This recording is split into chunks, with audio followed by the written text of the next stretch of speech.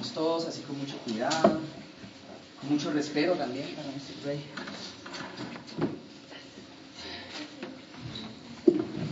Gracias, Señor, por ese Dios. Gracias, Dios poderoso.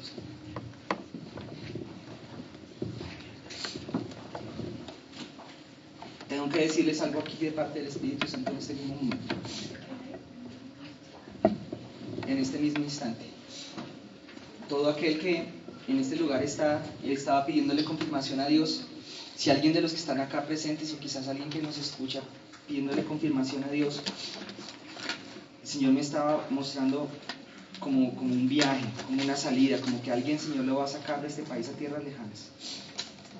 Prepárese porque el Señor lo va a llevar. Si alguien estaba pidiéndole al Señor eso, hoy el Señor, el Espíritu Santo, le está respondiendo, que aquí el Señor responde su oración y le confirma que sí lo va a sacar y lo va a llevar a tierras lejanas.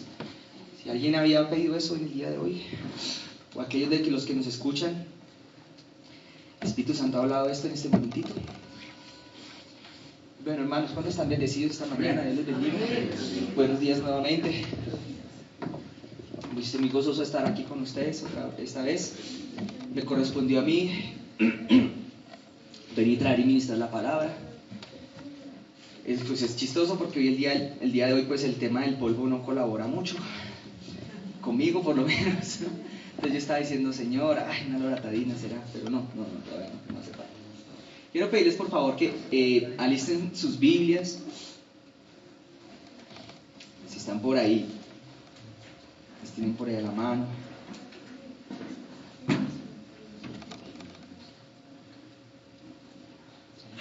Vamos al libro de Apocalipsis.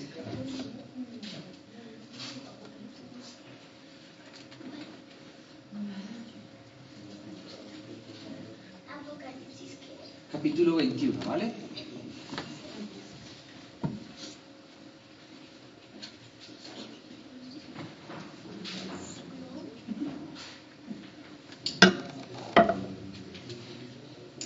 Bueno, Dios les bendiga. Yo espero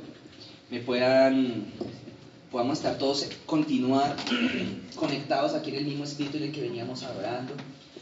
Cuando uno está empezando las cosas de Dios, no tiene la misma sensibilidad a las cosas espirituales. Esa sensibilidad, la Biblia declara que ella se va desarrollando con el paso del tiempo. La sensibilidad, me refiero en este momento a aquella capacidad como de percibir y de darse cuenta cuando la presencia de Dios está con mayor intensidad en un lugar o cuando no. Porque si bien es cierto, algo de cierto tiene aquella frase que dice que Dios está en todas partes, pese a que aquel dicho no es totalmente bíblico, porque Dios lo que es omnipresente más bien. Lo que sí es cierto es que la intensidad o el nivel de la profundidad, de la potencia de la gloria de Dios es mayor en aquellos lugares en donde se alaba y en donde se adora su nombre. Aún más cuando se pronuncia el nombre de Jesús, cuando se canta conforme a la Biblia, porque la Biblia fue inspirada por ese mismo espíritu que nos acompaña aquí. Cuando uno canta conforme a la Biblia, por ejemplo, eso atrae de una manera un poco más profunda, igual que el entendimiento de la misma, de una manera un poco más profunda esa presencia de Dios que nos acompaña en este lugar en el día de hoy. Entonces quizás algunos de ustedes ya empiezan a sentir como esa paz, por ejemplo, que acompaña la presencia de Dios cuando estamos acá. Si muchos de ustedes ya la pudieron sentir, muchos ya la sienten, nótese que ese es uno de los efectos que trae la presencia de ese lugar, trae como paz. La Biblia declara que de hecho es gozo también. La Biblia habla de esa par de cualidades en una lista de 9 en donde les llama el fruto del Espíritu Santo, por ejemplo, el amor, la paz y el gozo, entre los 3 primeros de esos 9, o esas 9 características que posee la personalidad del Espíritu Santo. Pero no sé si ustedes pueden sentirlo, la Biblia en otra parte declara que las personas que son maduras en las cosas espirituales, o sea, en las cosas referentes con el Espíritu Santo y con la Biblia, tienen, dice ahí, los sentidos espirituales, dice la palabra de Dios. Quizás si tenemos el tiempo, más adelantito les leeré ese texto, pero tienen los sentidos espirituales, dice ahí, ejercitados.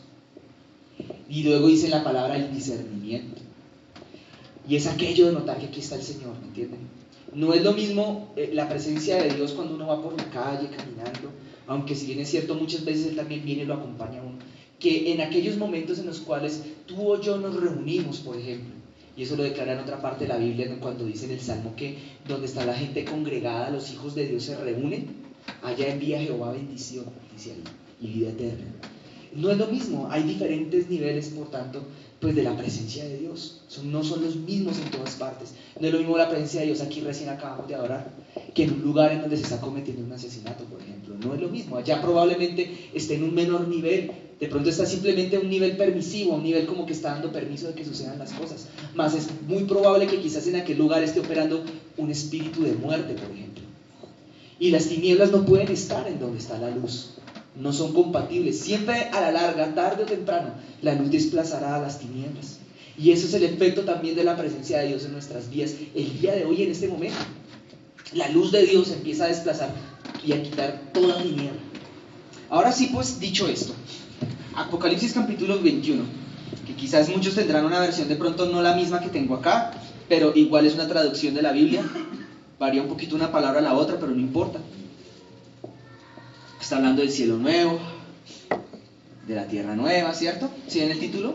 Sí, los que tienen, porque hay traducciones de la Biblia que no traen títulos, porque los títulos no estaban en el idioma original, pero quiero leer un poquitico que me acompañe más bien aquí desde el versículo 1, donde dice cielo nuevo y tierra nueva. Dice así: y vi un cielo nuevo y una tierra nueva, porque el primer cielo y la primera tierra pasaron. El mar ya no existía más. Y yo, Juan, vi la santa ciudad, la nueva Jerusalén, descender del cielo, de hecho de Dios, dispuesta como una esposa ataviada para su marido. Y oí una gran voz del cielo que decía: he aquí el tabernáculo de Dios con los hombres, y Él morará con ellos. Me salté, no, ahí está bien. Y ellos serán su pueblo. Y Dios mismo estará con ellos como su Dios. Enjugará Dios toda lágrima de los ojos de ellos, y ya no habrá muerte, ni habrá más llanto, ni clamor, ni dolor, porque las primeras cosas pasaron. Jesús alguna vez dijo estas mismas palabras en un contexto similar, aunque diferente, y Él dijo: las cosas viejas pasaron. En Cristo, la palabra de Dios declara más bien que en Cristo todas las cosas son hechas nuevas. O sea, aquí las cosas viejas pasaron. ¿Las cosas viejas qué cosa? Pasaron. Y luego dice: he aquí todas son hechas ¿cómo? Son hechas nuevas, exactamente. Entonces dice ahora el versículo 5: y el que estaba sentado en el trono dijo: he aquí yo hago nuevas todas las cosas. Y me dijo: escribe, porque estas palabras son fieles y verdaderas. Y me dijo: hecho está, yo soy el alfa y la omega, el principio y el fin. ¿Sí escucharon eso, no? Sí. Ahora viene lo que viene después de tanta introducción. Al que tuviere sed, yo le daré gratuitamente de la fuente del agua de la vida. La fuente del agua de la vida. Hay una parte que cuando Jesús empezó a hablar en parábolas, Jesús cuando empezó nosotros le llamamos su ministerio, no nosotros solamente, la Biblia también. Él tenía algo curioso, él hablaba en clave. A mí me gusta usar ese término porque creo que describe muy bien lo que significa hablar en parábolas. Él hablaba en códigos. Y los códigos, así igual como cuando hubo guerras, tales como por ejemplo, ya no tan recientemente la Segunda y la Primera Guerra Mundial, los códigos servían para comunicar ideas, comunicar información más bien, por ejemplo entre un ejército o entre batallones de un ejército, y de la razón o el propósito por el cual se hablaba en código era para que aquellos que estuvieran posiblemente, sobre todo enemigos, presenciando o interceptando tales mensajes, no pudieran entender que se estaba hablando entre un ejército o entre el otro. Se llamaba códigos. Entonces, cuando la palabra de Dios declara, había profetizado que Dios mismo iba a hablar a su pueblo algún día, pero que su pueblo, por la dureza de su corazón, decía ahí, teniendo oídos no iban a oír, escuchando no iban a entender lo que se les iba a hablar. Y Jesús mismo declaró después, cuando Él vino y empezó a hablar en códigos, dijo: es que yo hablo así para que se cumpla lo que estaba escrito por la ley de los profetas, para que ellos me entendieran. Los que entendían sus códigos eran aquellos que estaban en la dimensión del Espíritu con Él, aquellos que tenían la aprobación de Él, ¿sí? para acercarse al maestro y preguntarle: Señor, descíframe el código, ¿qué es lo que quiere decir esto que me estás hablando, y esto y esto y aquello? Entonces él les explicaba, porque el lenguaje espiritual no era para todo el mundo, sino para aquel que tiene la capacidad en su espíritu de poder comprender uno u otro código. Y esa es la razón por la cual muchas veces Jesús hablaba, y no habló solo entonces, sino también ahora, y decía algo, y unos quedaban maravillados así con los ojos así, y otros quedaban, ¿cómo así? Sin entender ni papa. Y esa era la razón, el propósito de hablar en parábolas de él. Y esta no es la excepción. El libro de Apocalipsis es un libro que por excelencia se habla en código, porque entre otras cosas fue escrito también en unos tiempos en los cuales cualquier cosa que se escribía pasaba por la mano de los soldados romanos, y veían y decían: ¿este qué anda escribiendo acá? ¿Qué es lo que le está hablando a sus compañeros de las otras iglesias? Tenían que revisar que él mandaba, y hablaba en códigos. Pero aún más allá hay códigos espirituales. Ahora bien, ¿a qué va todo esto entonces? El que tuviere sed, está diciendo el Señor el día de hoy, al que tuviere sed, dice él que él te dará a ti gratuitamente de la fuente, ¿de dónde? Del agua de la vida. Espero poder, el Espíritu de Dios, yo sé que esto se ha hablado muchas veces, quizás los que ya son un poquito más antiguos en el Evangelio lo sabrán. Otros entenderán este tema a la perfección porque ya habrán leído de pronto todo el Nuevo Testamento, o aún mejor toda la Biblia. Pero cada palabra tiene también un momento y una ocasión para ser entregada, para ser ministrada, para ser impartida. Y para este tiempo es importante que nosotros comprendamos ahora esto, mi hermano, mi hermana, no importa si eres nuevo o antiguo, ¿vale? Si eres niño o adulto. El Señor quiere que nosotros nos ahondemos, nos adentremos en esa fuente, que nos acerquemos a esa fuente de la cual está hablando acá. Mira lo que viene aquí después, acto seguido, en el versículo 7. Dice: el que venciere heredará todas las cosas, y yo seré su Dios, y él será mi hijo. Algunos por ahí estudiosos de la Biblia han hablado a lo largo de muchos años de que existen como 3 enemigos, bíblicamente hablando, contra el ser humano. Algunos hablan de que es el mundo, la carne, pero el más peligroso de todos está escrito en 2 de Timoteo capítulo 4 versículo 16. No sé si es 2 o 1 de Timoteo, más bien capítulo 4, si mal no estoy, versículo 16, no lo tienen que buscar. Ahí dice: el primer y principal enemigo del ser humano. Cuando Pablo escribe esa carta a Timoteo, le dice: Timoteo, cuídate de ti mismo. ¿Sabe cuál es su peor enemigo? Nosotros.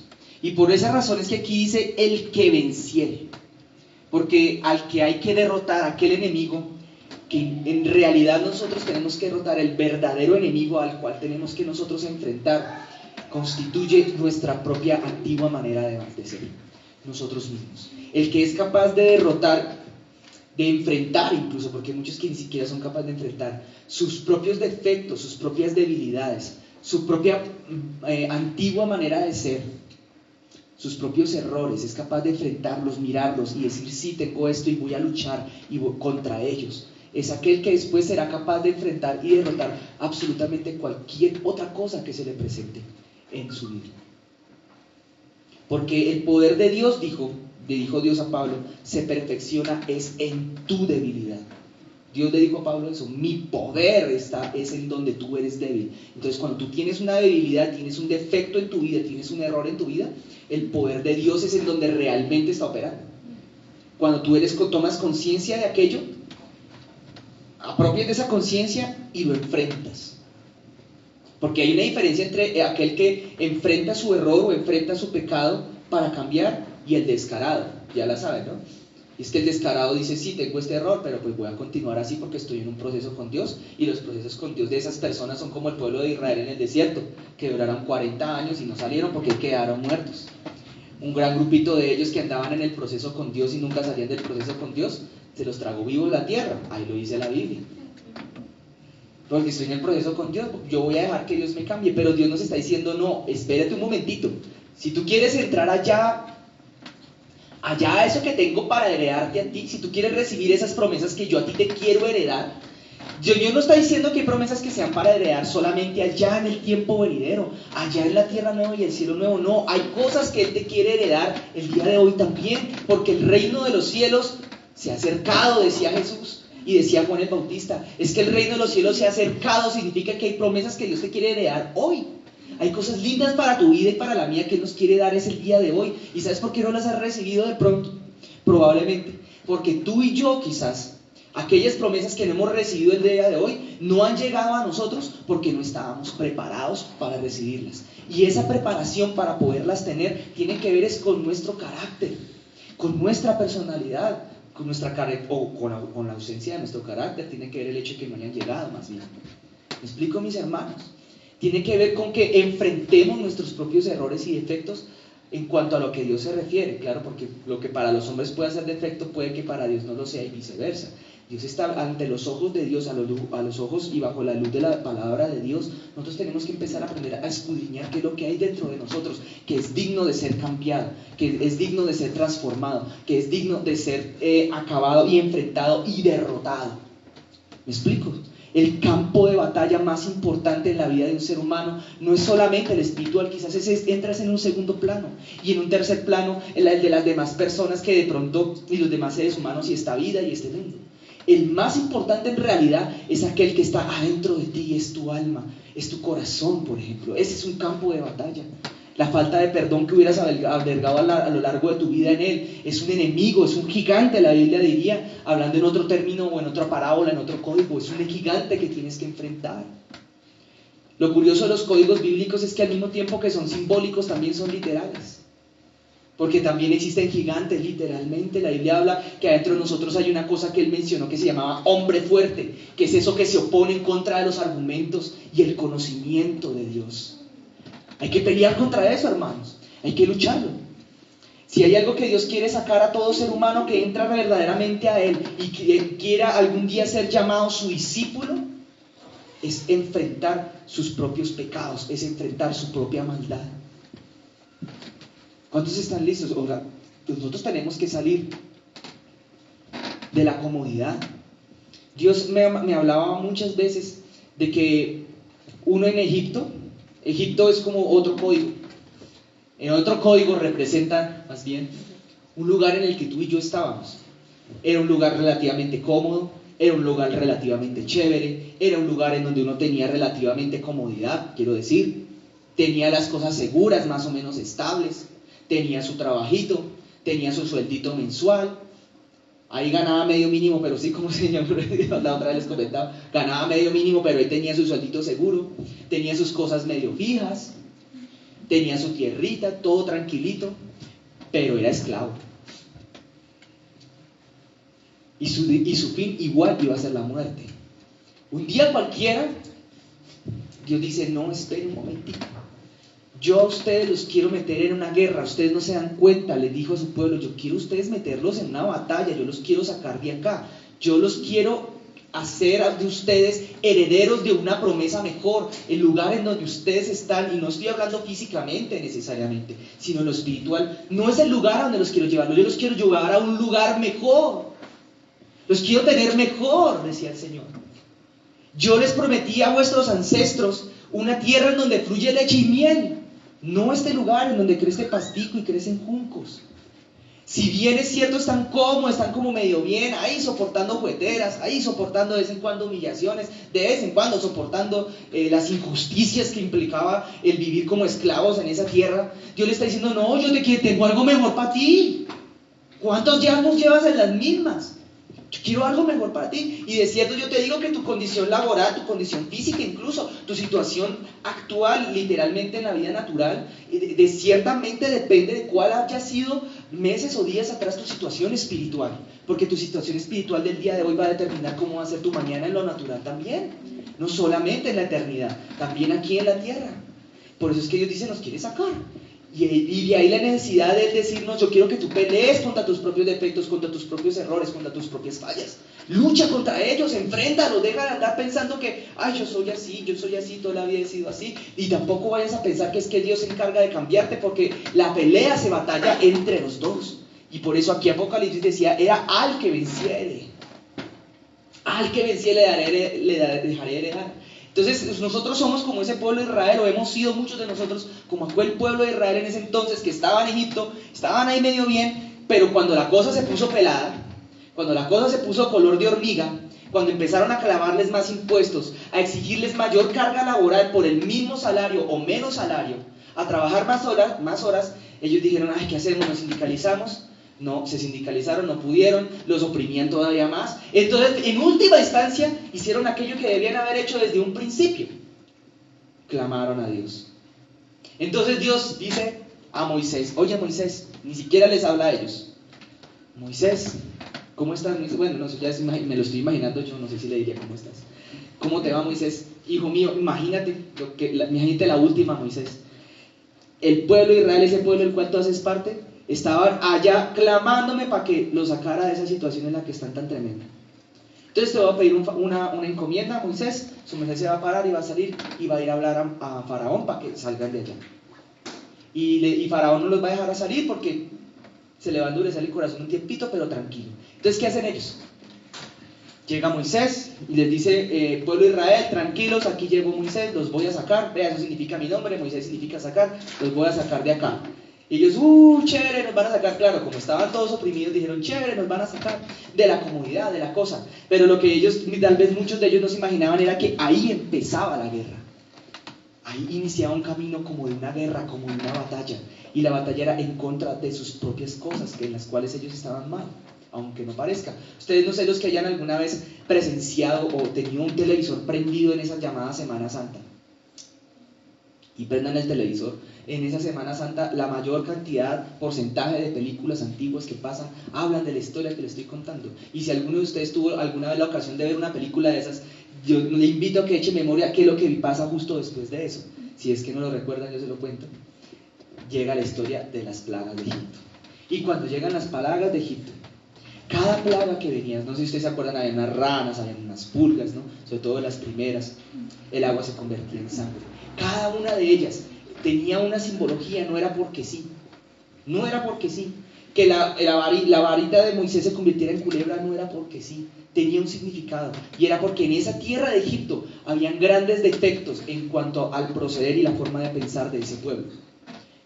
Ese pueblo tenía unas creencias y unas costumbres que Dios detestaba y se le estaban pegando al pueblo de Dios, o sea, al pueblo de Israel que estaba allá morando en esa tierra. Entonces ellos estaban empezando como que creían en Dios, pero como que le echaban incienso por ahí de vez en cuando al Dios de las ranitas, para que el río Nilo se desbordara y para que hubiera cosecha y para que hubiera que comer y que comprar. No sé si me van entendiendo. Ellos tenían un Dios asignado a esas deidades, a la luna, al río Nilo, por eso el río Nilo se convertía en sangre, porque Dios estaba peleando contra esas costumbres, contra esas idolatrías. Y hoy en día no es la excepción. Quizás hoy en día no vamos a ver allá a la vuelta de la esquina un altar a una rana ni una pulga, pero vamos a encontrar altares de otra índole. Ídolos, seres humanos, conceptos, ideas, héroes. Llaman ahora a una persona que le pega con el pie izquierdo un héroe de una nación, pero el que le falta el pie izquierdo por estarla defendiendo con un fusil no le llaman héroe. No sé, hay contradicciones hoy en este mundo en el que estamos viviendo, ¿no se han dado cuenta? Conceptos, el dinero es uno de los grandes héroes e ídolos acerca del cual los seres humanos han levantado un altar, y contra eso era que Dios peleaba cuando enviaba plagas, porque algunas de ellas estaban afectando al mismo pueblo de Dios. Entonces empieza la guerra y el pueblo de Dios finalmente dice, bueno, ya vamos a salir de acá. Nos fuimos, finalmente torce el brazo, el Dios le tuerce el brazo a Faraón finalmente acepta y dice, listo, váyanse, arranquen, salgan, váyanse para el desierto. Cruzan el mar en seco, ven la gloria de Dios, llegan al desierto y empiezan a caminar por un desierto árido y tienen su primer encuentro con Dios allá en ese desierto árido y seco. Y allá en ese lugar es en donde empieza a aflorar lo que hay en el corazón de ellos. Empiezan a aflorar sus fallas internas. La principal batalla que tú y yo tenemos en esta vida es la batalla interna en contra de lo que nosotros tenemos adentro, no lo de afuera. ¿Me escuchaste? Podríamos terminar la predicación en este momento y creo que este sería el mensaje más importante que el Señor podría llegar a hablarnos en el día de hoy. ¿Me escuchaste eso? Pero no, vamos a continuar con la palabra. Dice, al que tuviere sed, voy a volver a leerlo una tercera vez, en la mitad del versículo 6 de Apocalipsis 21. Al que tuviere sed, yo le daré gratuitamente de la fuente del agua de la vida. El que venciere heredará todas las cosas, y yo seré su Dios, y él será mi hijo. Y finalmente declara que al que vence, es como aquel que ya queda preparado para ser bendecido. Yo conozco tanta gente, hasta una en especial que la veo todos los días cuando me miro en el espejo, que Dios le ha dado promesas gigantescas, enormes. Y claro, no lo digo solo por mí, enormes. Y pasa un año, y pasan 2, y pasan 3, y se vuelven 10, y se vuelven 15. Y las promesas de Dios a veces, muchos las tienen por tardanza, pero la palabra declara que depende más bien es de nosotros. Dios no retarda su promesa para ponerla por obra, pero sí está en nosotros de demorar las cosas de Dios por causa de que nosotros no hayamos vencido nuestros errores, porque aquel que no esté preparado para recibir aquello que Dios le prometió, simplemente Dios, como buen papá que es, no se lo da. ¿Me entendiste? Entonces yo sé que aquí hay muchos de los que estamos acá, por no decir todos, porque bíblicamente para todos la habría, en quienes Dios ha depositado buenas promesas. Él dice en su palabra, miren, yo sé los pensamientos que tengo acerca de ti, pensamientos de bien, pensamientos de paz, de vida y no de muerte. Yo te quiero sacar, yo te quiero colocar, te quiero bendecir, quiero que estés mejor. Pero si no estás listo, no te lo doy. Y muchas veces nosotros nos acostumbramos a como estamos ahora. Y el Señor quiere como que peleemos con eso, ¿me entiendes? Ahora viene el versículo que viene después de todo esto, en el versículo 8. Y aquí viene la guerra. ¿Contra qué es? Ponle cuidado. Lee conmigo si quieres, ahí sígueme más bien en el versículo 8. Pero los cobardes e incrédulos. Estaba hablando inicialmente de que los que vencieren, ¿no? Pero ¿vencer qué? ¿O a quién? Aquí dice los cobardes e incrédulos. Cuando habla de cobardes e incrédulos, coloca un artículo I entre la palabra cobarde e incrédulo, porque la I, ahí, esa Y, es un artículo de adición, es como si fueran dos cosas que vivieran juntas, no separadas. Dice cobardes e incrédulos, bueno, y incrédulos no, porque el español no funciona así, es cobardes e incrédulos, esa E es de adición, y luego viene una coma, o sea, hay como una pareja de cosas. Léalo conmigo, verá, cobardes e incrédulos, abominables y homicidas, fornicarios y hechiceros, los idólatras y todos los mentirosos tendrán su parte en el lago que arde con fuego y azufre, que es la muerte segunda. Hablemos un poquitico de cuáles son ese tipo de cosas, al menos en este texto bíblico, contra los cuales Dios quiere que tú y yo peleemos, ¿vale? No son personas. Jesús había dicho ya mucho antes de que esto fuera escrito, oye, esta pelea no es contra carne ni sangre, esta pelea es contra huestes y potestades de las tinieblas. Ahora, dice cobardes e incrédulos. Quiero hablar un momentito de esto antes de seguir con el sermón. Perdón, gracias.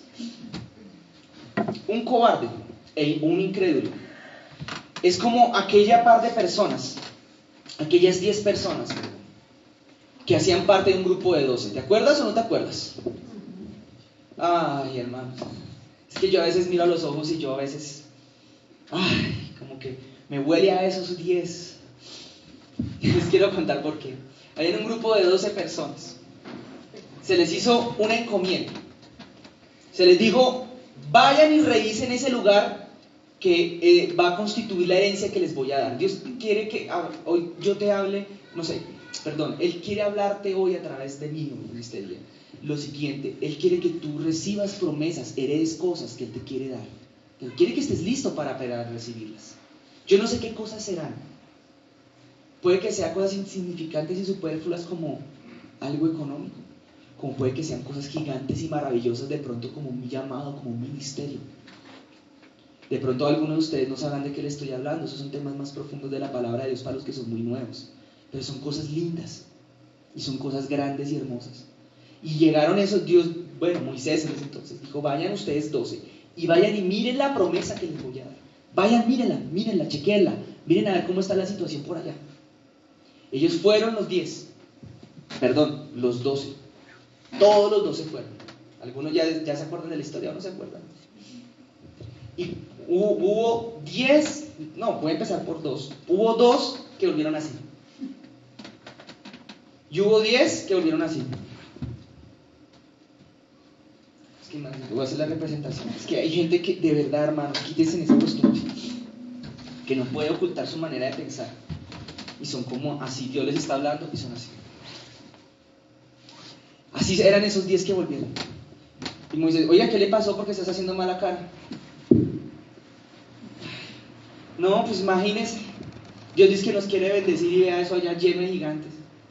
Gigantones allá, grandísimos, ¿sí, verdad? ¿Cuánto? No, como 80 metros, como 90 metros, imagínense, gigantes.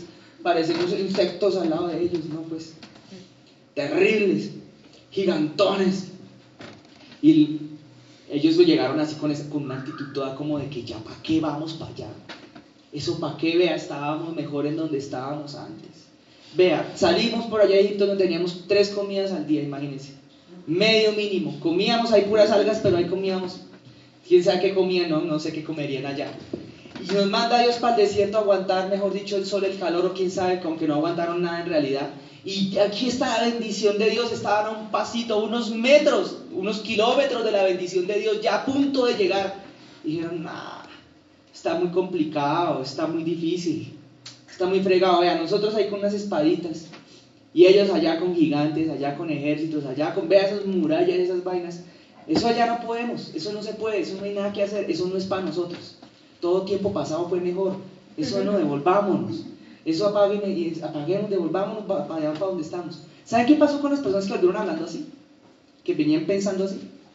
Ellos eran los cobardes porque eran incrédulos. ¿Y en qué consistía la incredulidad de estos señores? Pues porque veían los gigantes, pues no podían comprender o no podían creer que Dios era capaz de destruir sus enemigos, para que ellos pudieran entrar y tomar posesión de lo que Dios les había dado por herencia. Los otros 2 que creyeron y que llegaron contentos y dijeron, no se preocupe, nos los vamos a comer como pan, tú tranquilo. Ellos otros 2 dijeron, pasaron las semanas o pasaron los días o los años, no sé cuánto pasaría, porque pasó mucho tiempo, y ellos 2 estaban pisando la tierra prometida. Y los otros 10 que no habían creído y que habían sido cobardes e incrédulos habían fallecido y estaban muertos. Dios los había dejado morir. Entonces muchos dirán, ay, sí, Dios se olvidó de ellos. No, Dios no se olvidó de ellos. Resultó que eran cobardes y que eran incrédulos. Si hay algo que Dios odia, ustedes saben que Dios odia cosas, ¿cierto? Si no lo sabían, vea, nomás hay que leer la Biblia para uno darse cuenta que hay cosas que Dios odia. Es la cobardía y es la incredulidad. La segunda cosa que estaba aquí dice, abominables y homicidas, como aquellas personas que viven hablando mal de las otras son homicidas, porque bueno, yo hago la presunción de buena fe que aquí no hay gente que asesina, no hay gente que ha matado a otros, no hay personas que han sacado un cuchillo y un arma y una pistola a asesinar acá, y si así lo ha sido, pues bueno, el Señor será juez de cada quien, y si ya pagó cárcel, pues bendito sea el Señor que ya salió. Pero si no hay dedos en medio de nosotros, y si aún fuera así y se hubiera arrepentido delante del Señor, el Señor Jesucristo es fiel y justo para perdonar todo pecado. Y yo eso digo amén.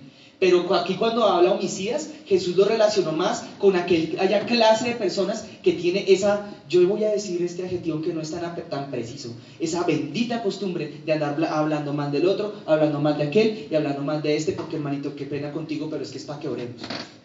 Cuando no hay tal. Se quejan de las cosas en vez de mirar cómo pueden sacar provecho de aquello por lo cual en este momento están pasando y aquello que en este momento poseen. Se quejan, ¿entienden? Son como es que este otro, o sea, encuentran lo malo a las demás personas y en consecuencia adquieren un vocabulario de queja hacia las personas. Dícese, habla mal de las personas. Aquellos tampoco serán cortados. Pero los que vencieren ese tipo de conductas en ellos mismos heredarán el reino de los cielos. ¿Me entienden eso, hermanos? Ahí habla de los abominables o que hacen abominaciones delante de Dios y los homicidas. Ahora, ¿qué son abominaciones? Cosas que van en contra del diseño de Dios. Algo abominable es eso. Siguiente, fornicarios y hechiceros. Y siguiente, los idólatras. Y por último, todos los mentirosos. ¿Qué es lo que hace a un mentiroso? ¿Me escucharon o no me escucharon? ¿Qué es lo que hace a un mentiroso? ¿Por alguien la dijo? ¿Ah? Esa. Las mentiras. Eso es lo que hace a un mentiroso. Un mentiroso es como un ciclista, ¿no? Yo quiero volver a dar ese ejemplo así. Miren, yo ya vi por ahí que alguna vez lo dije y me acabo de acordar, pero voy a volver a dar. Un ciclista no es aquel que un día lo montaron encañonado con una bicicleta. Le dijeron, subas esa cicla. Y no, pues usted se sube la cicla. Ande una cuadra. Eso no hace un ciclista. A un ciclista lo hace el entrenamiento, la práctica. El colocarse un horario todos los días y decir, todos los días voy a salir a las 4 de la mañana a pedalear. Y entonces empiezan los músculos a fortalecerse, empieza a volverse hábil en eso. Hay gente que es hábil para decir mentiras, hay gente que es hábil para hablar mal de las otras, hay gente que es hábil para ser chismosa. ¿Por qué? Porque todos los días tiene un horario para hacerlo. Todos los días tiene una hora, llega con el teléfono, hola Pepita Mendieta, ¿cómo estás? ¿Si supiste la última? Sí se dio cuenta que el otro día ese que estaba allá en la iglesia predicando tenía la misma chaqueta de hace un mes. No, imagínense esa azul que tiene allá. No, hermano, eso es ser hábil. La habilidad es una consecuencia de la práctica. Ser maestro antes es aún mayor consecuencia de tener práctica en algo. Entonces lo que se me está diciendo, oye, pelea contra esas cosas, pelea contra esos errores que hay dentro de ti. Sí, y si no los hay, hermano, no, pues es que la palabra de Dios dice, miren, ella misma, las palabras que les estoy hablando a ustedes el día de hoy, que vienen, o que estamos más bien leyendo aquí en este texto bíblico, son como una espada, dice ahí. Y la espada del Espíritu Santo, que es la palabra de Dios, dice que es cortante, pero que penetra y que entra en el mundo espiritual, hasta que llega al corazón y parte y separa y discierne los pensamientos y las intenciones del corazón, que es allá en donde se gesta el pecado, donde se gesta la maldad. ¿Ustedes han conocido gente homicida o no han conocido? Bueno, yo fui homicida por muchos años. Uy, si es que sutano. Le picaban a uno la lengua y yo, uy, si es que ese sutano tiene un problema. Y muchas veces una de las cosas que habla puede que tengan un asidero y un sustento en cosas que pasaron y que son verdaderas y ciertas. Pero no por ello es menos mala tal conducta. Entonces, el último, aquí dice, fornicarios, hechiceros después de ello, y al final dice, los idólatras. Claro, quizás hoy en día ha venido menguando esa costumbre tan colombiana, tan latinoamericana, ¿no? Sobre todo colombiana y mexicana, y algo peruana, de usar ídolos en el sentido literal de la palabra, o de intentar adorar y acercarse a Dios a través de imágenes y a través de muñecos. Aunque era una tradición muy arraigada en Colombia, algo un poquito ha menguado en las últimas décadas, un poquito, aunque no del todo. Nomás llegue uno a las primeras principales capitales de este país y vea uno nomás alrededor del paisaje de las montañas, a ver qué ve, que está colocado ahí en esos templos, si no son precisamente ídolos y muñecos. Pero no, esa no es la única idolatría de la cual sufren los seres humanos. Nosotros, aún siendo cristianos, somos muy tendientes a tener otras clases de ídolos, es decir, de seres que uno tiene como por lo más grande y lo más excelso, lo más sublime e inmarcesible en su propia vida, o júbilo inmortal, pues. O sea, que los tiene uno, mejor dicho, como lo más grande para uno. Aquellos para los cuales ellos son su todo para uno. Eso es un ídolo. A quienes que ocupan el lugar de Dios en la vida de uno. Ello también se llama ídolo. Nosotros los seres humanos, alguna vez lo compartí también con los que estaban en aquella ocasión, somos muy tendientes a ser idólatras con las personas que amamos, entre los cuales puede estar novio, novia, hijos, hermanos a veces, padres. Idolatrar a alguien significa amar a esa persona a un punto tal de que yo obedezco en absolutamente todo a tal persona, que yo hago todo y hago absolutamente todo por complacerla en lugar de complacer a Dios. Y la idolatría, existe otra clase de idolatría, por ejemplo, hacia ideas, hacia conceptos, hacia títulos. Ustedes saben que eso existe. Gente que idolatra líderes, gente que idolatra pastores. ¿Sabía que eso existe? Pues ha llegado a tal punto y le ha carcomido tanto a la verdadera iglesia de Jesucristo, que se ha vuelto eso a veces tan cancerígeno, que ha proyectado una pésima imagen de Jesucristo hacia el mundo y ha hecho que muchos ya han decidido no creer en Él, toda vez que muchos cristianos se desviaron del camino por poner sus ojos en un ser humano, en un líder. El mismo error que hace 30 años los cristianos criticábamos a la Iglesia Católica, ahora muchos lo cometen en muchos lugares, y es poner un líder por encima. Allá le llaman papa, por acá le llaman disque apóstol, porque apóstoles verdaderos sí los hay, pero hay otros que la gente los coge y los pone como ídolos. Y empiezan a hablar de ellos, de pastores, de líderes, y entonces si el líder falla yo no vuelvo, si el líder falla entonces yo me desanimo, si el líder se va entonces yo no vuelvo. ¿Cuántos han conocido, los que somos antiguos en el Evangelio, han conocido situaciones de esas que hayan pasado? Los que somos ya bien antiguos, ¿cierto? Pues como el líder falló entonces yo me desanimo. Pero hermano, eso, como algún día el Señor una vez me dijo, eso es inmadurez espiritual, además de que es idolatría.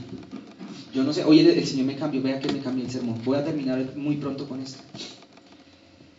La idolatría tiene que ver con aquellas cosas y aquellas conductas por medio de las cuales uno le está quitando el primer lugar a Dios en las cosas de la vida de uno. Para no entrar en más detalles, termina diciendo, y todos los mentirosos. Volviendo a decir a lo que hace un mentiroso. No es solamente, ahora, hay muchas clases de mentira, evidentemente es mentira, pero existen muchas clases de mentira. Existe una mentira que es una mentira literal, más explícita, como por ejemplo cuando uno le pregunta, ¿qué hubo? ¿Ya se vino? No, ya estoy llegando.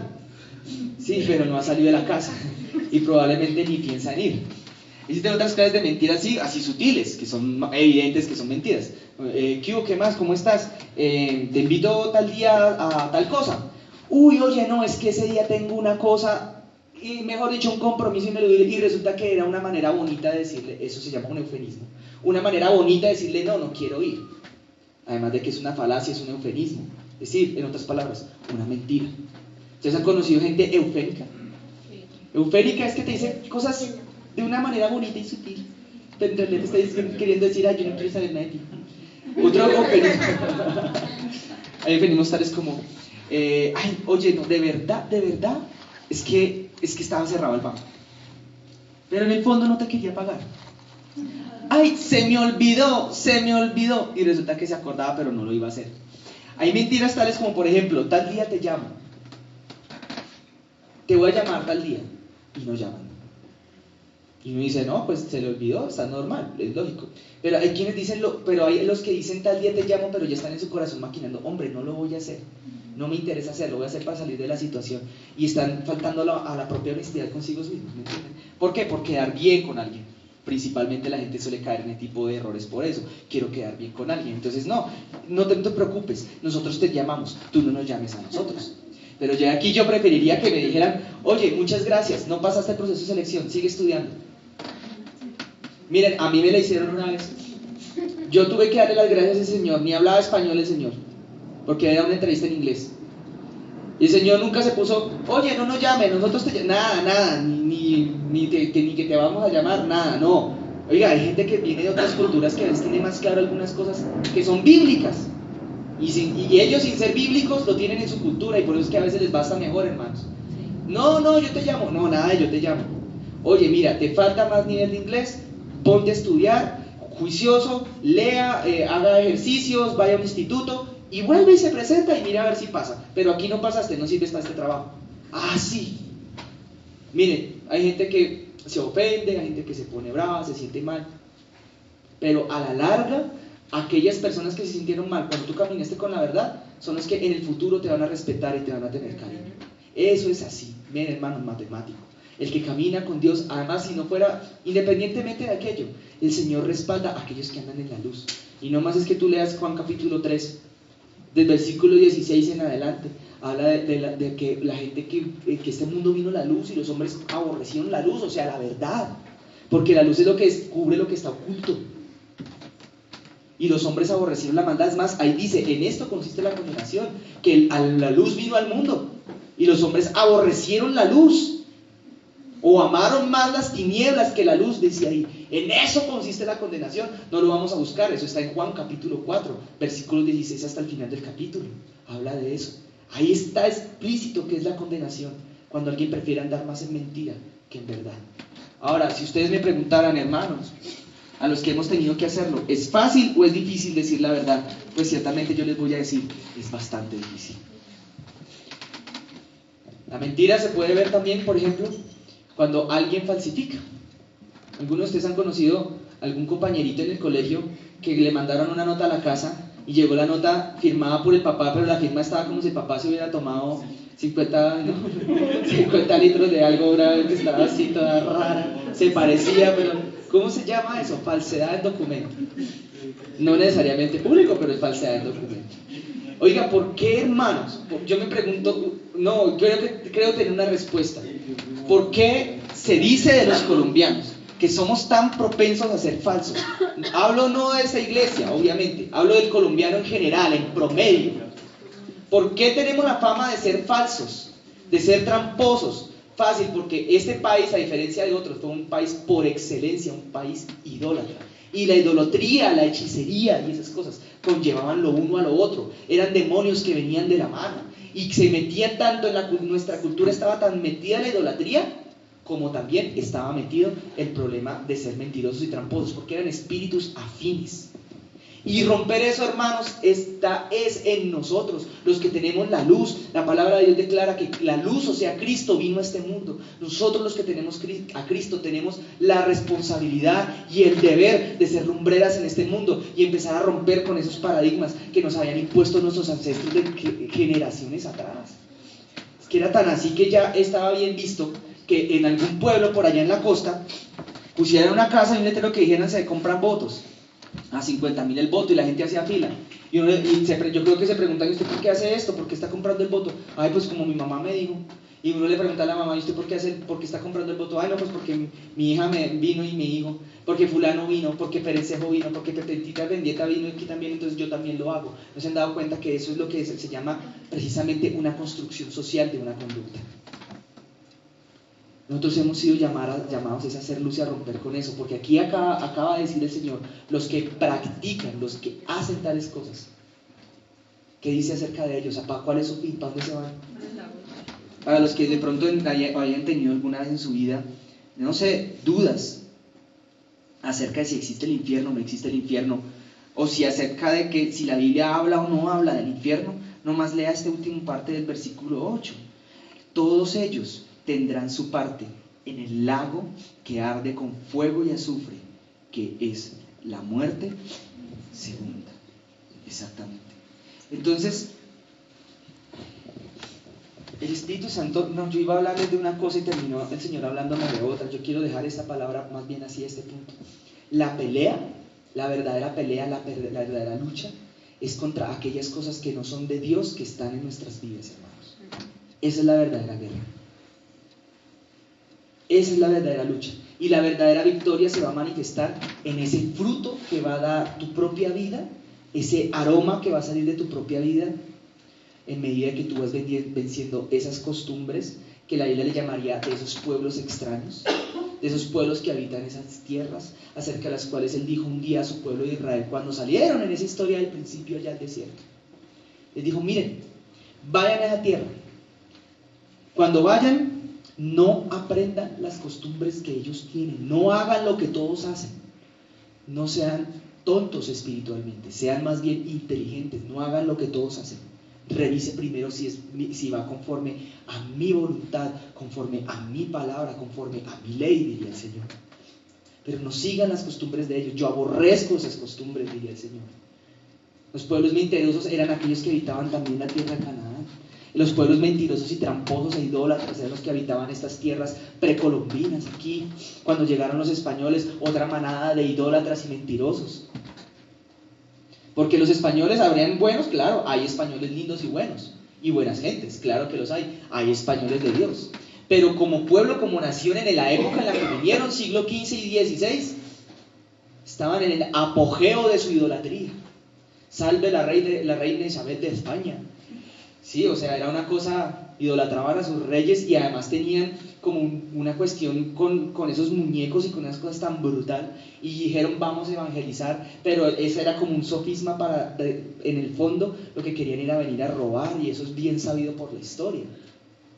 ¿Y qué podemos decir después del supuesto el llamado libertador? Yo no quiero aquí sembrar ideas antipatrióticas en ese sermón el día de hoy, menos siendo la fecha que es hoy, hermanos, no, pero sí que llamemos las cosas como son, porque se nos ha contado una historia patriótica toda linda, donde hay un libertador. Hermanos, excúsenme con lo que voy a decir, aunque no debería pedir excusas por algo que es la verdad.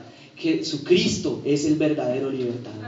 Amén. Lo que este señor hizo era un señor de la alta sociedad, era un señor de buena familia, era un señor de plata, que se alió con otros señores de plata, con otros señores de buena familia, reunieron plata para contratar gente que era pobre, para que se montara un caballo a atacar a los que gobernaban en esta tierra, que eran bien injustos, que eran ladrones, que mejor dicho hacían y deshacían, que nos tenían supuestamente subyugados. Puede que sea cierto, pero uno va a mirar hoy en día, ¿y cuál es la diferencia? Hermanos, no la hay.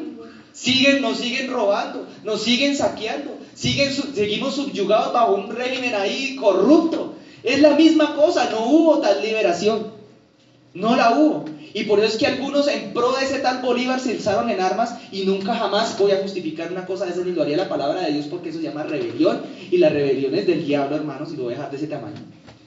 Porque lo que Dios nos llamó a nosotros puede ser a librar una batalla, pero en el mundo espiritual. Y por el adormecimiento y la somnolencia del verdadero pueblo de Dios a lo largo de todos estos siglos es que sucedieron tales cosas. Entonces llegaron esos, armaron un grupo grandecito, caballos, comida, dinero, impuestos para los pueblos por donde iban pasando, y sacaron corriendo los españoles, aprovechando que Napoleón estaba invadiendo España. Y facilito. Y luego vino lo que ellos mismos llamaron la patria boba. Y yo tengo que decirles algo, hermanos, está en nosotros que eso cambie. Y no le estoy diciendo a ustedes que solamente que están sentados hoy aquí en este lugar, aunque sobre ustedes recae esa tal responsabilidad, a todos aquellos que escuchen ese sermón el día de mañana, en las naciones de la tierra, los que nos vean en el video, los que nos escuchen en la grabación. Hermano, recae sobre nosotros tal responsabilidad. No puede ser que estemos en pleno siglo XXI y se diga de la iglesia de Jesucristo: ah, esos cristianos, esos son los que hacen ruido y son los que son tramposos, son los que son mentirosos, son aquellos con los que se supone que negocios no se debe hacer. Hermanos, ¿de dónde sale eso? ¿Será que fue un invento? ¿O salió porque los cristianos han forjado esa fama? Yo tengo que decir hoy, el día de hoy, porque nos ha faltado sabiduría espiritual. Y la Biblia aquí está diciendo que a tales mentirosos el Señor los va a echar al lago de fuego y azufre. Por más cristiano que se llamaran, los va a echar allá abajo. Hasta la mentira más pequeña, si se convierte en una costumbre en tu vida, mentira esa te va a llevar al infierno. Y muchos dirán en aquel día, como dijo Jesús: Señor, pero mira, yo fui buena persona. Señor, yo no le hice daño a nadie, yo era buena gente, vea, saqué adelante a mi familia, a mis hijos, vea, les di educación, les di estudios. Sí, pero decías mentiras para que te pagaran más sueldo, decías mentiras ahí en el extracto de los impuestos para que te cobraran menos impuestos. No devolviste unas vueltas que te dieron, dinero de más no lo devolviste. De pronto te decías mentiras a la hora de firmar un contrato laboral o un contrato de arrendamiento, y pusiste que ganabas más cuando ganabas menos. Pero es que yo no le estaba haciendo daño a nadie, hermano, a nadie le estaba haciendo daño, era una mentira blanca y piadosa. Sí, pero aquel que está en el cielo te estaba viendo. Y él dice: todos los que son hijos de mentira son hijos del diablo. El que practica mentira es hijo del diablo, porque las obras de su papá hace. Porque en el mundo espiritual la genética se ve reflejada en las obras y en las costumbres, no en el aspecto físico. Nosotros, con los que nos llamemos ser hijos de Dios, no nos parecemos a Él porque tengamos 2 ojos acá y una nariz. Eso no es aquello lo cual somos semejantes a Dios. El tener 2 ojos acá, 2 orejas acá y una nariz acá nos hace semejantes al polvo de la tierra. O si no, miren las demás criaturas que fueron hechas del polvo de la tierra y verá que muchas también tienen 2 ojos y también tienen 2 orejas. En eso sí somos parecidos. La parte que es semejante, o la que es realmente semejanza a Dios, cuando se habla de hijo, cuando se dice que somos imagen y semejanza de Dios, hace referencia es a la parte de las actitudes y de las costumbres. Por eso Jesús decía: señores queridísimos, chatos queridos, pareceditos, con todo el amor del mundo les vengo a decir algo, amados queridos. Yo creo que si fuera cachaco diría, ¿no? Chaticos, ustedes son hijos del diablo, caray. Sí, de verdad, con todo el amor del mundo, pero se las decía con toda. Y ellos, yo creo que serían: ay, ¿Dónde está el amor del pastor que me dijo hijo del diablo? Ay, me dijo que era un diablo. Ay, es mi trauma. No, mi papá sí me lo decía. Ay, pero no, nunca me lo creí. Otra vez salida interior porque me dijo salida del diablo. Hermano, así es el Señor, porque la verdad a veces cuando destapa y rompe las cosas, duele. Pero es un dolor que produce sanidad, como aquel que le acaban de extirpar un cáncer. Claro, si tú permites que te lo saquen. Entonces, este era el asunto del cuento de los mentirosos. Ponen cosas que no deben ser, dicen como no son, pero por más pequeña que digan, que las hagan, están haciéndose semejantes al padre de mentira. Es hijo del diablo. ¿Ustedes han conocido gente así? Miren, la gente que es así, bíblicamente, por definición bíblica, son hijos del diablo. Ahora, vaya uno y dígaselos. Sí, pues, mi hijo del diablo, no sea religioso, fanático. Ya a veces yo cuando escucho esas palabras, últimamente no me las han dicho, pero Dios mío, no tienes ni idea de lo que es ser religioso, ni idea de lo que es ser fanático. Porque ser religioso es exactamente eso que esa persona está haciendo. Un religioso es el que se pone una sotana, en el mundo espiritual, una sotana, ¿me entienden? Así una capa gigantesca. Y yo soy la persona limpia y soy una buena persona. Eso se llama una sotana, bíblicamente hablando, buenas obras. Y yo soy por eso el Hijo de Dios, porque miren, no le hago daño a nadie. Pero uno vaya y levántele la sotana, y aquí, lepra, mentira, ¿me entienden? No así el espiritual, que es lo antepuesto a la religiosidad. El espiritual no, él no anda con una sotana. ¿Sabe cómo anda el espiritual? Miren, así soy yo, y Señor, perdóname y límpiame. Y yo no soy la gran cosa, así soy yo, así soy como soy. Está bien, me expongo ante ti, me desnudo mi alma ante ti, Señor. Así tal como soy, vengo ante ti. Por favor, Señor, cámbiame. Ten misericordia en mi vida, Señor. ¿Se entiende, mis hermanos? Ahora yo quedé aquí en un dilema y en un lío. Porque como tenía un sermón, le tenía un título y vea, el Señor me lo cambió absolutamente todo. Yo creo que es del Espíritu Santo terminar justo en este momento esta palabra del día de hoy. Yo la verdad no me imaginé que el Señor fuera a hablar esto así, de esta manera como lo habló, pero tengo que ser obediente a Él, ¿sí o no, hermanos? Si uno se pone a hablar lo que uno preparó y no es lo que Dios quiere hablar, hermano, la vamos a embarrar. Es mejor hablar lo que Dios quiere hablar en un momento. Yo no imaginaría jamás diciendo una cosa de estas como el Señor la estaba hablando hoy, pero si Él quiso que así fuera, pues así toca. Ahora, tampoco sé si Él quiere ministrar algo o no lo quiere ministrar, o qué es lo que Él quiere hacer en este momento. Ciertamente, hermanos, si ustedes no lo saben, pues yo menos. Pero vamos a hacer una cosa así. Pongámonos de pie un ratico, ¿vale? Póngase de pie un momentito. Y les propongo que cerremos los ojos. Yo sé que de pronto para uno cuando está nuevo suena como un poquito extraño eso que le digan que cierre los ojos. Y más cuando el que está parado adelante ora con los ojos abiertos. Pero es simplemente una cuestión para uno tratar de concentrarse con el Señor, ¿vale? Pero nunca una imposición. Eso de que te pongas de pie no es una imposición tampoco. Es algo en el Espíritu nada más, ¿vale? Pero si tú tienes tu comunión con el Espíritu Santo sentadito y con los ojos abiertos, ten tu comunión con Él sentadito y con los ojos abiertos, ¿vale? Aquí Dios es Él. Y Él es el que tiene una relación con cada uno diferente y única.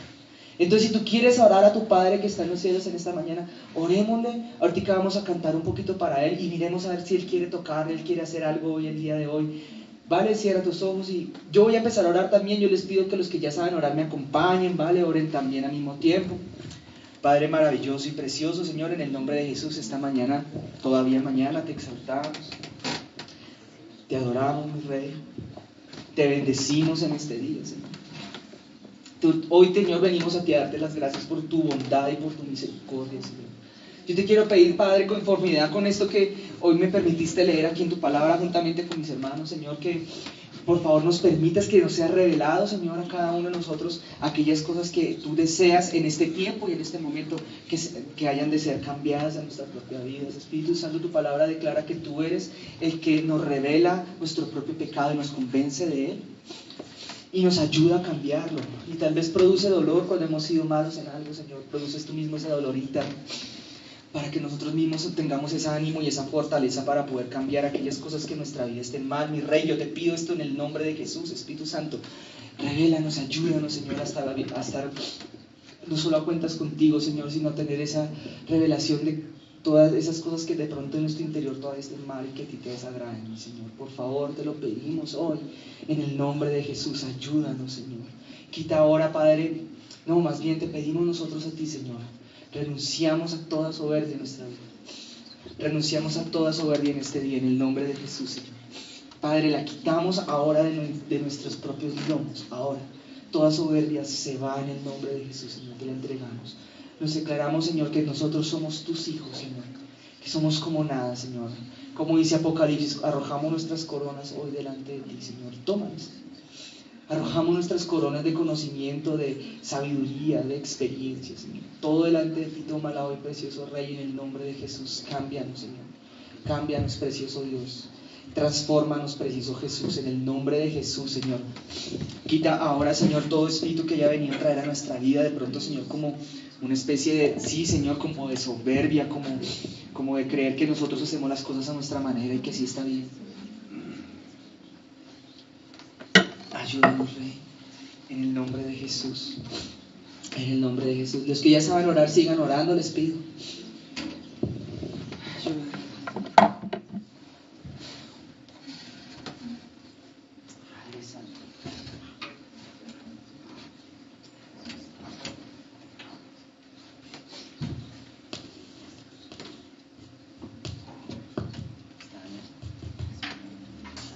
Santo, santo, santo es tu nombre.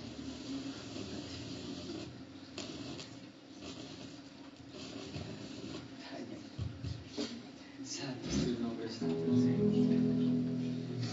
Gracias, Señor Dios Todopoderoso. Sigamos orando, hermanos, los que saben orar. Gracias, Señor.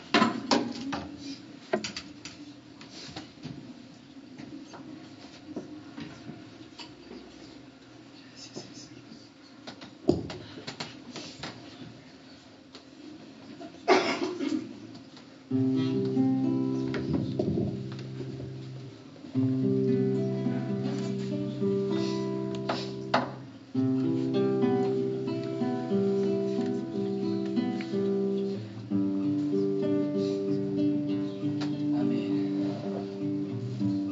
Escucha, iglesia, es entre tú y el Señor, ¿vale? Es entre cada uno y el Rey. Escucha esto. Eso. Solamente digámosle, Señor, cámbiame, si quieres, dile, Señor, límpiame. Si no sabes aún, dile como le dijo David, dile, Señor, líbrame de mis propios pecados que me son ocultos, Señor.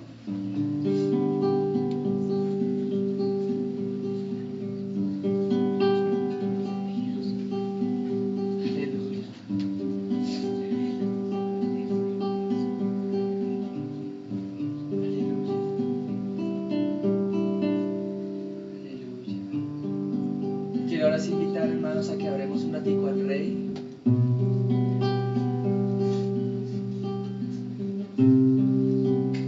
Aleluya. Santo es tu nombre, Señor.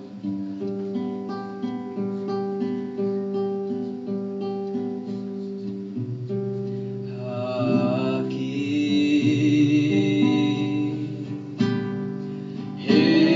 estoy.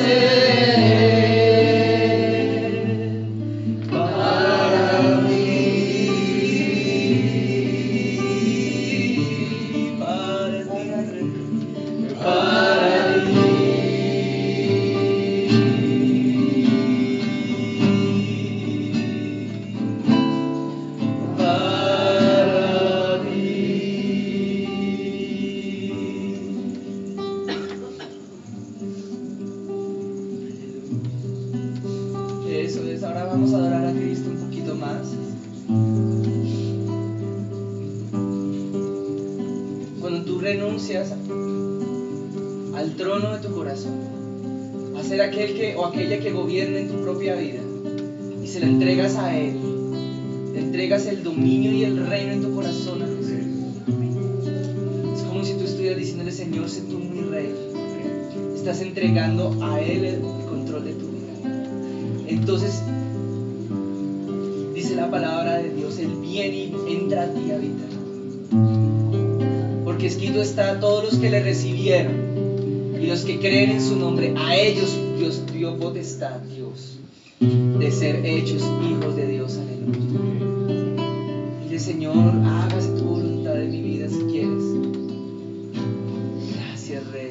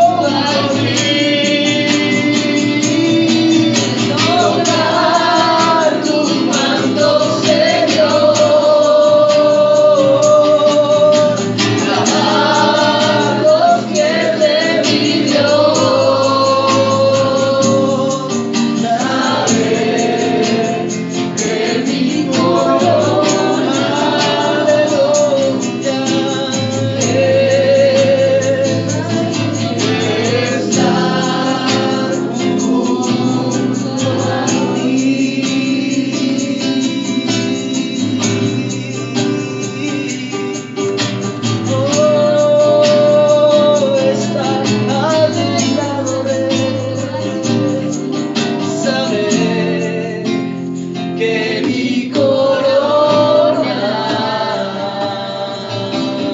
es estar junto a ti.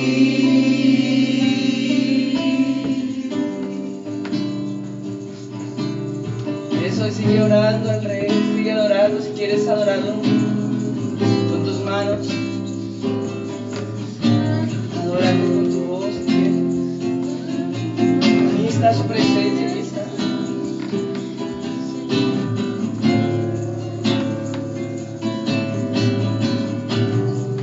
El Señor bendice que te diga, no sé a quién le habla hoy, o a quién, o a cuántos, pero quiere que te diga que no temas. No tengas temor, porque he aquí dice el Señor, yo soy el Dios que abrió los mares, yo soy el Dios que detuvo el sol y la luna, yo soy el Dios, dice el Señor, que resucitó de los muertos. Y Él te dice hoy, ¿acaso habrá algo difícil para mí? Dice el Señor. Por tanto yo te digo hoy, te dice el Señor que te diga, no temas, no tengas temor, ni de lo que te pueda hablar o hacer el ser humano, porque aquí escrito está, no teméis, no temas a lo ni a los que matan el cuerpo tengas miedo, sino de aquel que puede destruir antes el cuerpo y el espíritu en el infierno, dice Mateo. Por lo tanto, no te preocupes por lo que ha de pasar mañana. Dice el Señor, yo te doy fuerzas nuevas, yo te doy fuerzas nuevas, yo te doy fuerzas como las del búfalo. Y te dice una vez más, hijo o hija, no temas, solamente cree lo que yo hoy te he dicho, solamente cree, aleluya.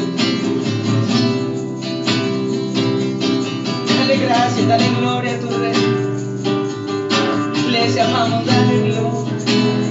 Y vamos a adorarle un poquito más, vale, no pienses en la hora todavía.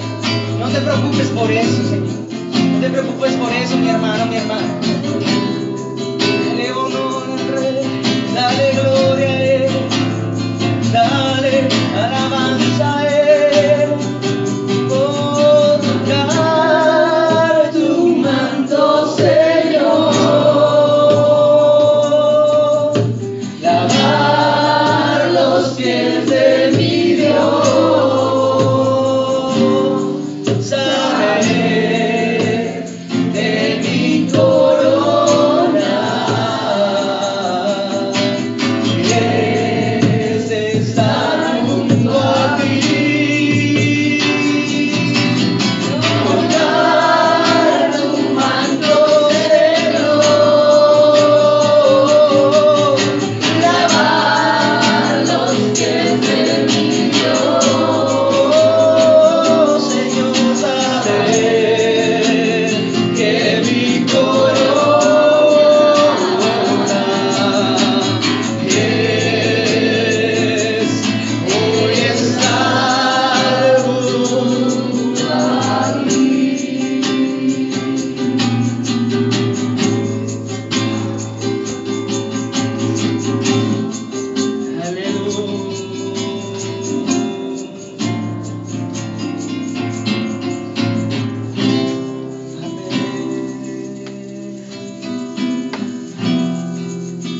Bueno, yo siento que aquí el Señor todavía quiere hacer algo más. Así que, hermanos, prepárense.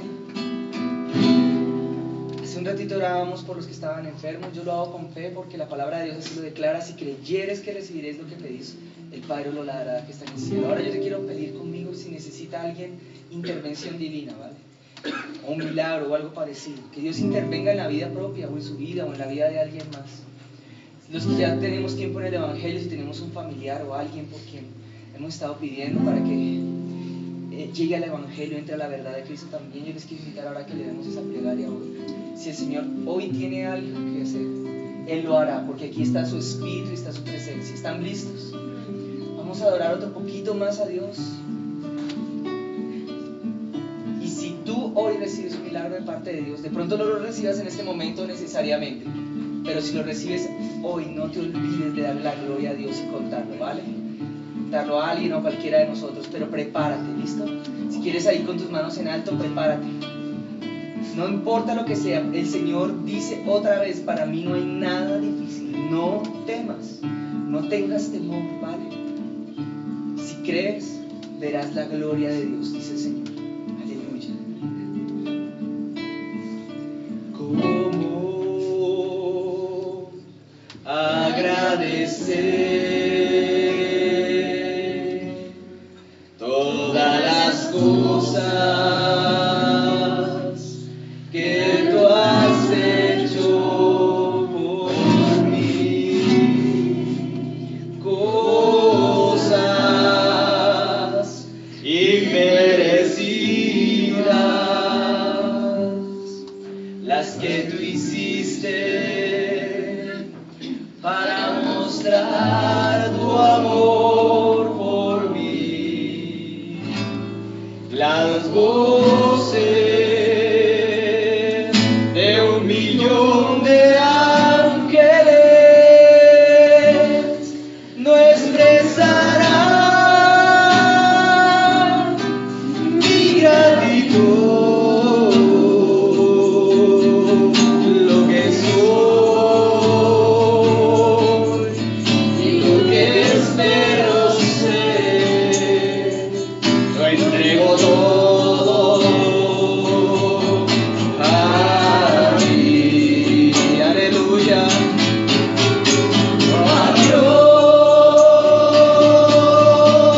sea la gloria, a Dios sea la gloria, a Dios sea la gloria, porque lo que hizo, amén, por mí, con su sangre me ha limpiado, su poder me ha sanado, a Dios sea la gloria, por lo que Él hizo por mí. El Señor dice, si tuvieras fe como un grano de mostaza, aún tú podrías decirle a este monte, quítate y échate en el mar. Yo sería hecho, aleluya. Todo aquel que tenga fe en este día, levántela, encienda el fuego interno que tiene en ese don de Dios que ha puesto Él en ti. Todo aquella que ya tenga fe, avívela en este día, sea avivada. Todo aquel que tenga el fuego del Espíritu Santo este día en esta casa, tal fuego sea avivado hoy en el nombre de Jesús de Nazaret. Señor, aviva tu fuego. Señor, aviva la llama hoy. En el nombre de Jesús de Nazaret, aleluya. ¿Cómo agradecer todas las cosas que tú has hecho por mí? Cosas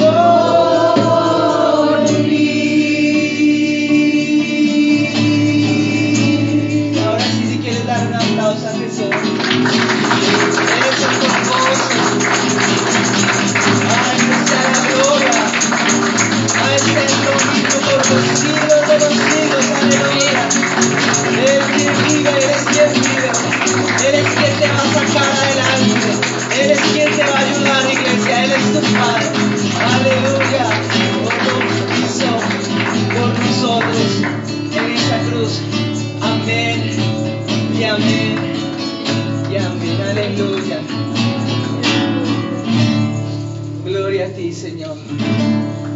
Gracias, Señor. Vamos a seguir otro poquito más, todavía no nos vamos. Pero espere, mientras que seguimos adorando al Señor Dios Todopoderoso, al menos a mí de esa manera siempre me ha gustado. No quiero que sea un dogma, ni mucho menos. Pero sí, al Espíritu Santo también creo que le ha agradado que cuando demos nuestra ofrenda al Rey lo hagamos con adoración. Y yo la verdad no entiendo muy en el fondo por qué, pero yo supongo porque aquello mismo es un acto de oración y el Señor quiere que entendamos que no es como una limosna ni una moneda, ni mucho menos un favor, al contrario. Nosotros nunca, hermanos, sepan esto para aquellos sobre todo que somos más nuevos, que nosotros no damos debido a que tenemos, sino que es al contrario, nosotros tenemos debido a que damos. A consecuencia de que damos, el Señor es que dice su palabra, que Él abre las puertas del cielo y derrama su bendición hasta que sobreabunde. ¿Cuántos quieren ser bendecidos? Amén. Gloria, Padre, a ti, Señor bendito. Así que vamos a levantar los que trajeron su diezmo también. Alisten su diezmo, si quieren tómenlo en su mano derecha. Si hay familias acá, por favor, juntémonos con nuestros familiares, y si no hay familias, pues de modo.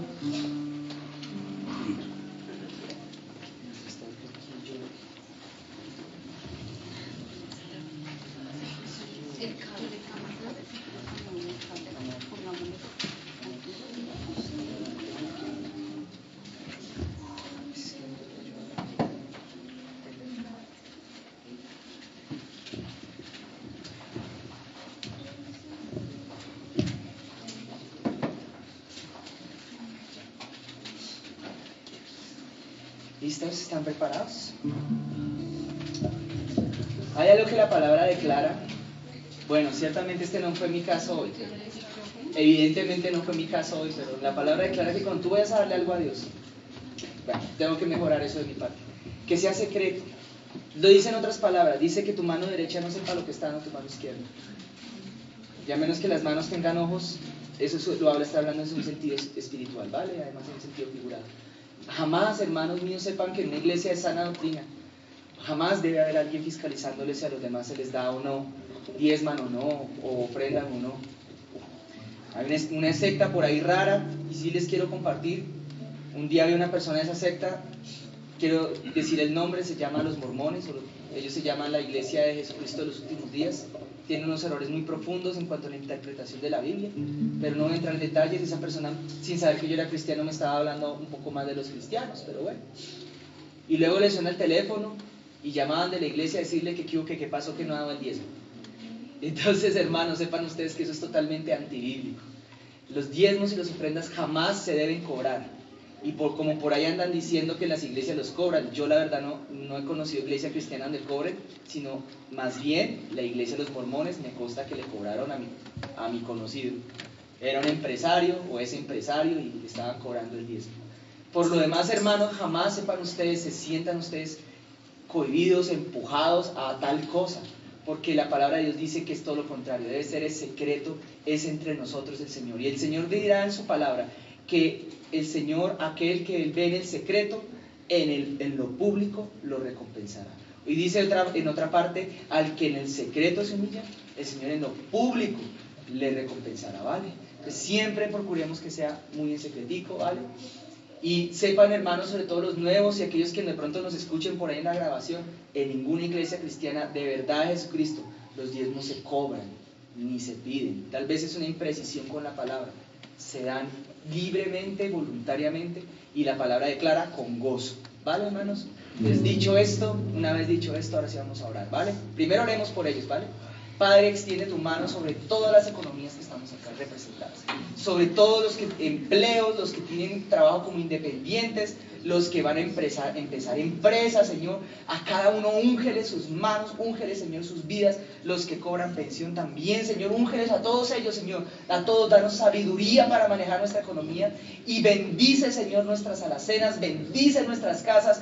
Abre las puertas de los cielos, Señor. Derrama tu bendición hasta que sobreabunde, dice tu palabra, Señor, en el nombre de Jesús. Hoy pasamos